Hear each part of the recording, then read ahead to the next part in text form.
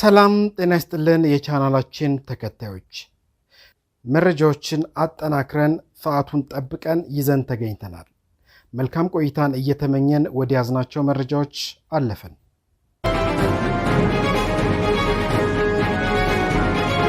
ከ8 ሚሊዮን በላይ ዜጎች በቴሌብር አማካኝነት የብድር አገልግሎት ማግኘታቸው ተገለጸ።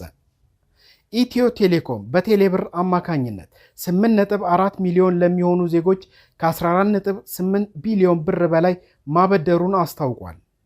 በቴሌብር አገልግሎት ከ4.1 ትሪሊዮን ብር በላይ ግብይት መፈጸሙ የተገለጸ ሲሆን በቀን 7.6 ቢሊዮን ብር የገንዘብ እንቅስቃሴ መኖሩን ተመልክቷል።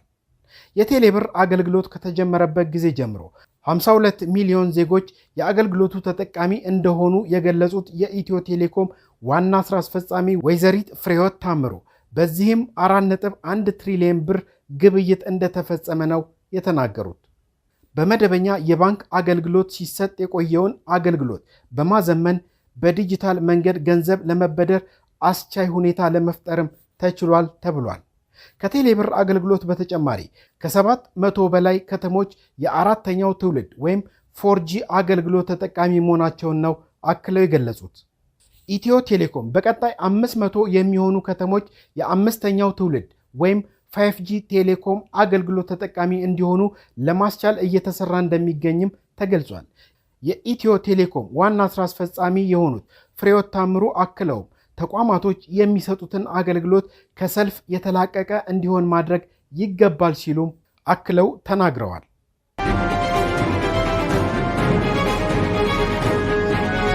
ኢትዮ ቴሌኮም አክሲዮኖችን በሰነድ መዋለ ንዋይ ገበያ ላይ በይፋ ለመገበያየት በዝግጅት ላይ እንደሚገኝ አስታውቋል። በኢትዮጵያ ግዙፍ የቴሌኮም አቅራቢ ኩባንያ የሆነው ኢትዮ ቴሌኮም ባለ አክሲዮኖቹ በቅርቡ በተጀመረው የኢትዮጵያ ሰነድ መዋለ ንዋይ ገበያ ወይም ኢኤስኤክስ ላይ አክሲዮኖቻቸውን በቀላሉ እንዲሸጡና እንዲገዙ ለማስቻል በዝግጅት ላይ መሆኑን አስታውቋል። ኩባንያው ቀደም ሲል ባከናወነው የመጀመሪያ ዙር የ10 በመቶ አክሲዮኖች ሽያጭ ከፍተኛ ተሳትፎን በማሳየት ከ47,000 በላይ ዜጎች የኩባንያው ባለቤት እንዲሆኑ አስችሏል። በዚህ ሽያጭም 3.2 ቢሊዮን ብር ገቢ መገኘቱ ነው የተጠቀሰው።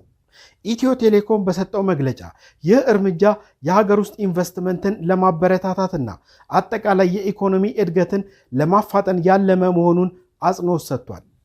በተጨማሪም ኩባንያው በኢትዮጵያ ሰነደ መዋለ ንዋይ ገበያ ለመመዝገብ የሚያስፈልጉትን ቅድመ ሁኔታዎች በማሟላት ላይ መሆኑን ገልጿል።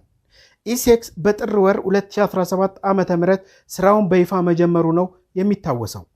ይህ ሂደት ሲጠናቀቅ የኢትዮ ቴሌኮም ባለ አክሲዮኖች አክሲዮኖቻቸውን በገበያ ላይ በግልጽና በተደራጀ መንገድ መሸጥና መግዛት የሚችሉበት ምቹ ሁኔታ ይፈጠራል።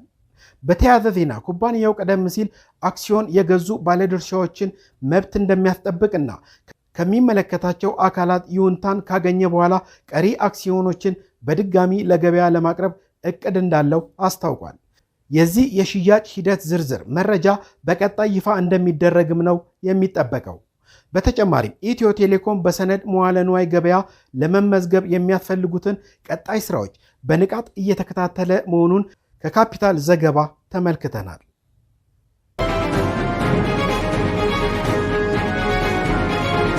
ከግንቦት 5 2017 ዓመተ ምህረት በኋላ እንደሚሰረዝ በምርጫ ቦርድ ማስጠንቀቂያ የተሰጠው ህወሓት አሁንም እንደ አዲስ እንደማይመዘገብ ማስታወቁ ተሰምቷል።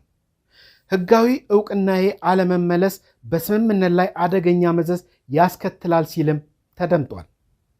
በምርጫ ቦርድ በተቀመጠው ቀነ ገደብ መሰረት ህልውናው ሙሉ በሙሉ ሊሰረዝ 2 ሳምንት የቀሩት ህዝባዊ ወያኔ ሓርነት ትግራይ ወይም ህወሓት በድጋሚ ምንም አይነት ምዝገባ እንደማያካሄድ አስታውቋል። ፓርቲው ሚያዝያ 16 ቀን 2017 ዓ.ም በወጣው መግለጫ አደራዳሪዎች የአፍሪካ ህብረት ፓናልና ዓለም አቀፉ ማህበረሰብ የህወሓትን ህጋዊ ዕውቅና አለመመለስ በስምምነቱ ላይ የሚያስከትለውን አደገኛ መዘዝ ተረድተው የድርሻቸውን እንዲወጡ ሲል ጠይቋል። በፌዴራል መንግስት እየተደረገ ያለው የፕሪቶሪያ ስምምነትን የሚጥስ አካሄድ በተመለከተ ህወሓት ጉዳዩን ወደ አፍሪካ ህብረት ፓኔል መውሰዱን ያስታወቀው መግለጫው ፓኔሉም የህወሓት ሕጋዊ ሰውነት እንዲመለስና እንደ አዲስ መመዝገብ እንደማይገባው በመግለጽ ውጤቱም እስከ ቀጣዩ የፓኔሉ ስብሰባ ተጠናቆ እንዲቆይ ሐሳብ ሰጥቶበታልም ብሏል። ነገር ግን ፓኔሉ እስካሁን ባለመሰብሰቡ በአጠቃላይ የስምምነቱ አፈጻጸምም ሆነ የሚታዩ ጥሰቶችን መገምገም አለመቻሉን አመላክቷል። በተያያዘ መረጃ አዲሱ የጌታቸው ረዳ ፓርቲ ስሙ ታወቀ ይለናል የአዲስ ስታንዳርድ መረጃ።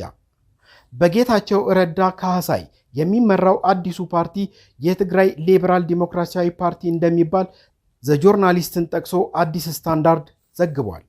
ለጌታቸው ረዳ ቅርበት ያላቸው የጣቢያችን ምንጮች ግንቦት 5 ቀን 2017 ዓ.ም የፓርቲው ምስረታ ይፋ ይሆናልም ተብሏል።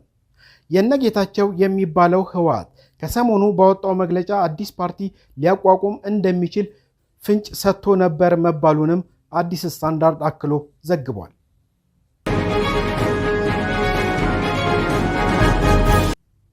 ሰባ 75,000 የቀድሞ የትግራይ ተዋጊዎችን ወደ ህብረተሰቡ ለመመለስ ቢታቀድም እስካሁን የተመለሱት 17,000 ብቻ ናቸው ተባለ። በአማራ ከ3,000 በላይ ታጣቂዎች ወደ ማህበረሰቡ መቀላቀላቸውም ተጠቅሷል። የብሔራዊ ተሃድሶ ኮሚሽን በትግራይ ክልል እስከ ሰኔ ወር ድረስ እንደሚጠናቀቅ በተገለጸው በመጀመሪያው ዙር ለ75,000 የቀድሞ ተዋጊዎች የተሃድሶ ስልጠና በመስጠት ወደ ሰላማዊ ህይወት ለመመለስ ቢታቀድም እስካሁን የተመለሱት 17,000 ብቻ መሆናቸውን አስታውቋል። ባለፈው ህዳር ወር አጋማሽ 2017 ዓ.ም በብሔራዊ ተሃድሶ ኮሚሽን ተጀምሮ የነበረው እንቅስቃሴ ብዙ ሳይዘልቅ ለወራት ተቋርጦ መቆየቱን የብሔራዊ ተሃድሶ ኮሚሽን ኮሚሽነር ተመስገን ጥላሁን ተናግረዋል።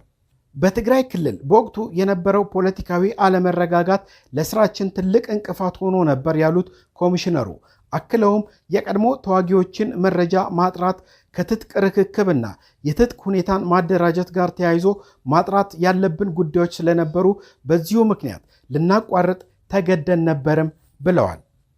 አያይዘውም እስከ ተቋረጠበት ታህሳስ ወር መጨረሻ ድረስ 8,000 የሚሆኑ የቀድሞ ተዋጊዎች በሂደት ማለፋቸውን አመልክተዋል።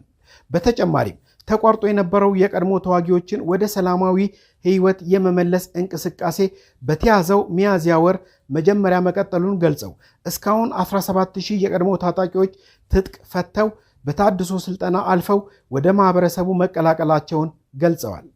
ዳግም በተጀመረው ዲዲአር በመቀሌና ዕዳጋ ሐሙስ የሚገኙ ማዕከላት በየቀኑ 350 የቀድሞ ተዋጊዎችን ተቀብለው የታድሶ ስልጠና በመስጠት ላይ መሆናቸውንም ዘገባው አመልክቷል።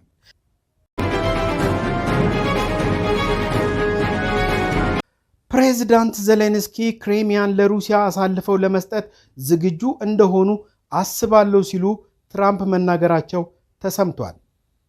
የዩናይትድ ስቴትስ ፕሬዝዳንት የሆኑት ዶናልድ ትራምፕ የዩክሬኑ አቻቸው ቮልዲሚር ዜሌንስኪ ክሬሚያን የሰላም ስምምነት አካል አድርገው ለሩሲያ አሳልፈው ለመስጠት ፈቃደኞች ናቸው ብለው እንደሚያስቡ ተናግረዋል።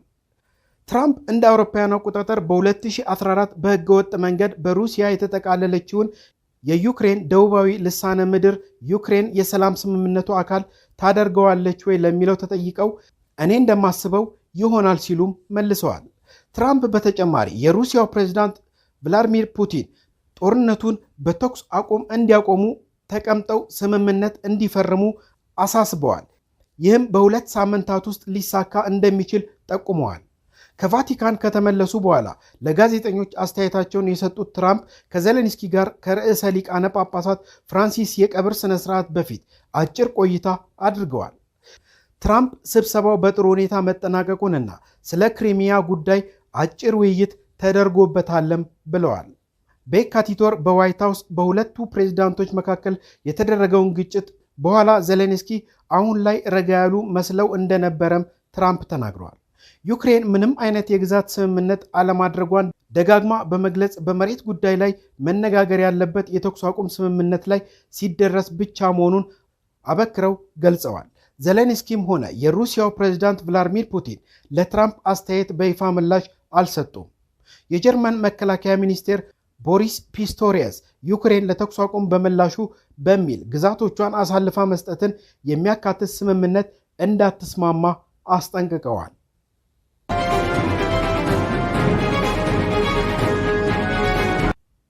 አሜሪካ በየመን የአፍሪካ ስደተኞች ማቆያ ላይ በፈጸመችው የአየር ድብደባ ኢትዮጵያውያንን ጨምሮ ቢያንስ 68 ሰዎች መገደላቸው ተሰምቷል።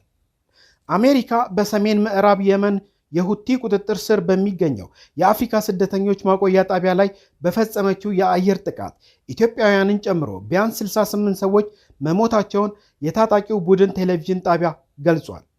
የሁቲዎች ምሽግ በሆነው በየመኑ ሰዓዳ ከተማ ውስጥ በተደረገው ጥቃት በጎረቤት ሀገር ሳውዲ አረቢያ የሥራ ዕድል ለማግኘት ሲሉ ከኢትዮጵያና ከሌሎች ሀገራት ድንበር አቋርጠው የመጡ አፍሪካውያን ስደተኞች መገደላቸውን ነው የኢፒ ዘገባ ያመለከተው።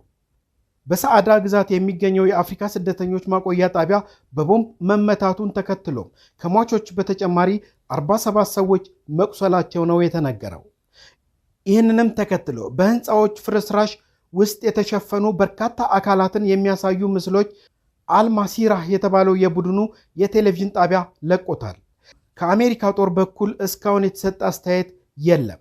ነገር ግን የአሜሪካ ማዕከላዊ እዝ ፕሬዝዳንት ዶናልድ ትራምፕ በፈረንጆቹ መጋቢት 15 በሁቲዎች ላይ የአየር ዘመቻ እንዲጠናከር ካዘዙ በኋላ ጦሩ ከ800 በላይ የሁቲ ኢላማዎችን መምታቱን አስታውቋል። ጥቃቱ የሚሳኤልና ሰው አልባ አውሮፕላኖች የሚቆጣጠሩ ከፍተኛ ባለስልጣናትን ጨምሮ በመቶ የሚቆጠሩ የሁቲ ተዋጊዎችን እና በርካታ የሁቲ መሪዎችን ገድሏልም ተብሏል። የሁቲ ባለስልጣናት በተደረጉት ጥቃቶች በደርዘን የሚቆጠሩ ንጹሃን ዜጎች መሞታቸውን ቢናገሩም በቡድኑ አባላት ላይ የደረሰው ጉዳት ግን አነስተኛ መሆኑን ነው የጠቆሙት። በዚህ ወር መጀመሪያ ላይ በሁቲ የሚመራው የጤና ጥበቃ ሚኒስቴር እንዳስታወቀው በቀይ ባህር ዳርቻ በሚገኘው ራስ ኢሳ የነዳጅ ማደያ ጣቢያ ላይ የአሜሪካ ጦር ባደረገው ተከታታይ የአየር ጥቃት በትንሹ 74 ሰዎች ሲገደሉ 171 ሰዎችም ቆስለዋል። ባለፈው ወር ትራምፕ በሁቲዎች ቁጥጥር ስር ባሉ ቦታዎች ላይ መጠነ ሰፊ ጥቃት እንዲካሄድ ትዕዛዝ የሰጡ ሲሆን ታጣቂዎቹ ሙሉ በሙሉ ይጠፋሉ ሲሉ መዛታቸው የሚታወስ ነው።